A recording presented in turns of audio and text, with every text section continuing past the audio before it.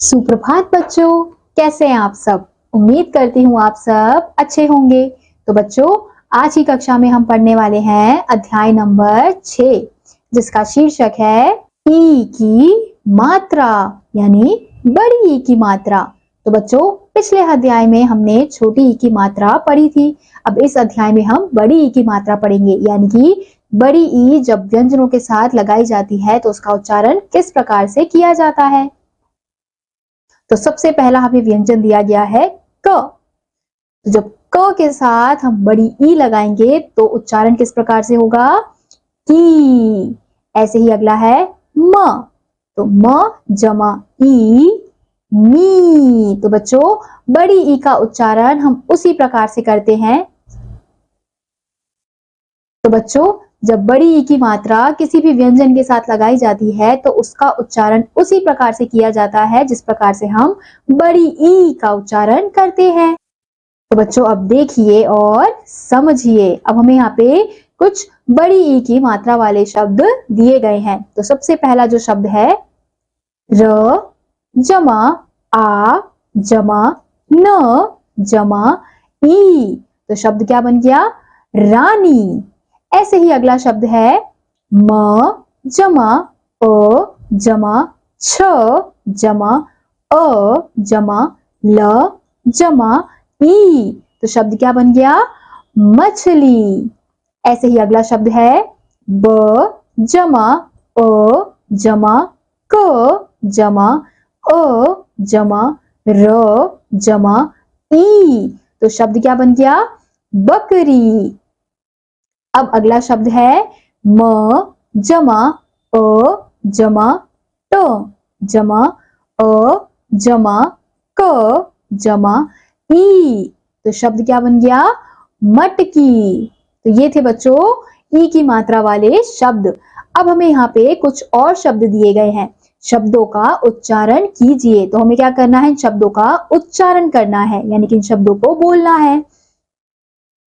तो शब्द है पानी, नानी, चाची, तीली, नीली, ककड़ी, धरती, इडली, कबाड़ी, लड़की, मकड़ी, छतरी, कहानी, कपटी, करीब, तरकारी, महतारी, शरबती, छिपकली और सरकारी। तो ये थे बच्चों हमारे ई की मात्रा वाले शब्द। अब हमें यहाँ पे बच्चों कुछ वाक्य दिए गए हैं और इन वाक्यों में ऐसे शब्द हैं जिनमें ई की मात्रा का प्रयोग किया गया है। तो इन वाक्यों का नाम है लीना, मीना।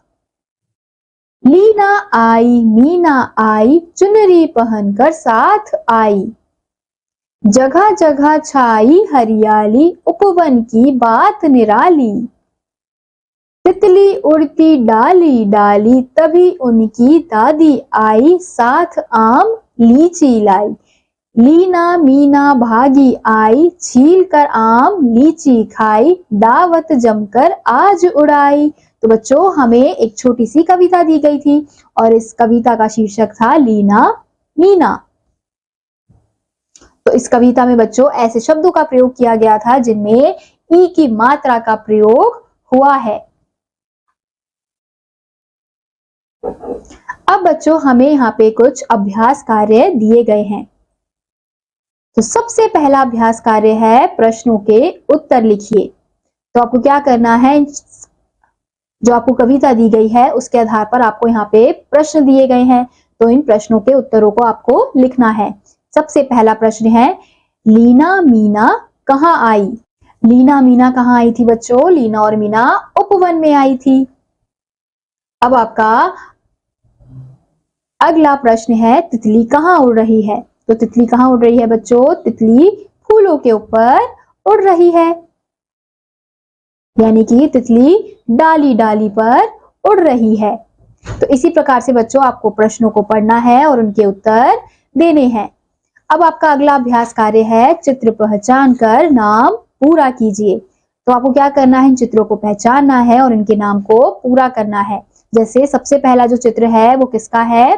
दीपक का है। तो आप यहाँ क्या लिखेंगे? द पे बड़ी ई की मात्रा प और का आपको दिया गया है, तो ये शब्द क्या बन गया? दीपक। तो इसी प्रकार से बच्चों आपको चित्रों को देखकर इन शब्दों को पूरा करके लिखना है, यानी कि इनके नाम को पूरा करना है।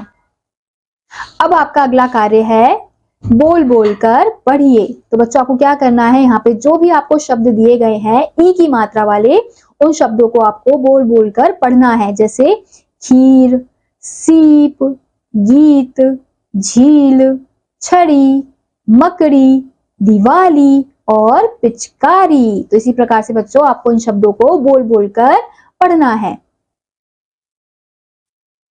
अब बच्चों आपका अगला कार्य है छील कर खाए जाने वाले फलों पर सही का निशान लगाओ। तो आपको क्या करना है, जो भी फल ऐसे हैं जिन्हें हम छील कर खाते हैं, यानी कि छिलका उतार कर जिसको हम खाते हैं, उन फलों पर आपको सही का निशान लगाना है। तो कौन कौन से फल है जिसे हम छील कर खाते हैं? पहला तो है आम, दूसरा लीची। तो लीची को भी हम छील कर खाते हैं, आम को भी हम छील कर खाते हैं, और सेब को हम छील कर नहीं खाते हैं, तो इसलिए हम सेब के ऊपर सही का निशान नहीं लगाएंगे। ये है नाशपाती, नाशपाती को भी हम छील कर नहीं खाते, और अमरूद को भी हम छील कर नहीं खाते। अब ये है केला। तो बच्चों हम केले पर भी सही का निशान लगाएंगे, क्योंकि केले को भी हम छील कर खाते हैं।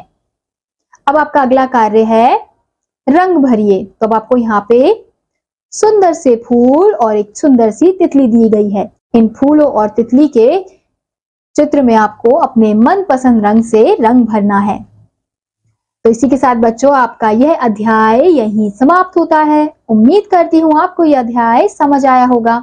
मैं आपसे मिलूंगी अगली कक्षा में। तब तक के लिए आप सभी बच्चे पढ़ते रहिए और खुश रहिए। बाय।